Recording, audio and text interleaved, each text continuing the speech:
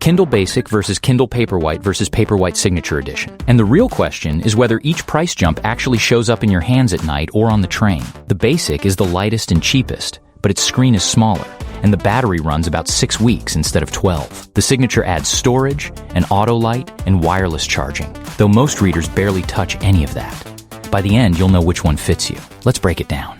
So let's start with the thing you'll actually notice every night, which is how the screen feels after an hour of reading. The Kindle Basic has a 6-inch glare-free display, and the newest version bumped up the contrast and made the front light brighter at max setting, so text looks crisp, and dark mode is there if you want it.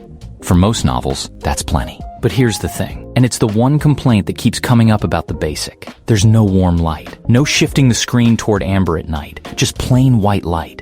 If you read in bed with the lights off, that matters more than any speck on the sheet. The Paperwhite, meanwhile, goes to a 7-inch screen with a higher contrast ratio and page turns about 25% faster, and you can dial the display from white all the way to amber. That extra inch sounds small written down, but it changes how often your thumb moves and how much text sits in front of you at once. For long sessions, that's the real difference. The Signature Edition uses the exact same 7-inch panel, so don't expect a better picture there. What it adds is an auto-adjusting front light that reads the room and sets brightness for you.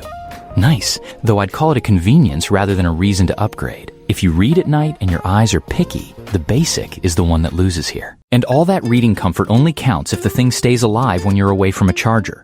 The Basic gets up to 6 weeks on a charge, while both Paperwhites stretch to about 12. In practice, everyone in this lineup goes weeks between charges, so nobody's stuck hunting for an outlet. Where the gap shows up is travel. 12 weeks means you can leave the cable at home for a 2-week trip and not think about it once.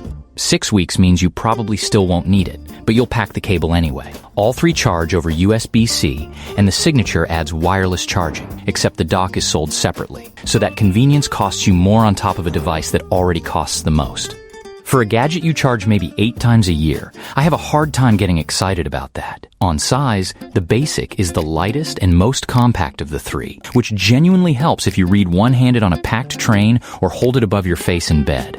The Paperwhites are bigger and heavier, but they're waterproof, and the Basic isn't. Plenty of buyers mention being a little careful with it near the bath because of that. If your reading happens by the pool or in the tub, the cheapest one is out. Storage splits the same way. The Basic and the Paperwhite both come with 16 gigs. The Signature doubles that to 32. For regular ebooks, 16 holds thousands of titles, and you'll never think about it. If you keep comics, graphic novels, or a pile of PDFs, that's where 16 starts feeling tight, and the extra room earns its keep. So where does the money actually go? The Basic is the cheapest by a clear margin, and what you're paying for is a real e-ink reader with the smaller screen, 6 weeks of battery, no warm light, and no waterproofing. It covers reading without paying for extras. Step up to the Paperwhite, and the extra money buys you the bigger 7-inch screen, the adjustable warmth, double the battery, and waterproofing, which is the biggest jump in the lineup by far. The Signature costs the most, and for that you get the same screen and same battery as the Paperwhite plus 32 gigs, the automatic light, and wireless charging capability. Look, that's a shorter list than the gap between the Basic and the Paperwhite, and one of those 3 features needs an accessory you don't own yet. Whether that's worth it comes down entirely to how big your library is, and how much you like not touching a brightness slider. Here's the call. For most people watching this, the Paperwhite is the one I'd buy, because the bigger screen, the warm light, and the waterproofing all show up in your hands every single night, and it's the middle option rather than the expensive one. If your reading is mostly novels in decent light, and you want to spend as little as possible, the Basic still does the job fine. But if you read in bed with the lights off, that missing warm light will bother you, and I'd skip it. And if your library is full of comics or PDFs, the Signature earns the extra money on storage alone. And you, which one would you pick? Let me know in the comments. Links below in the description.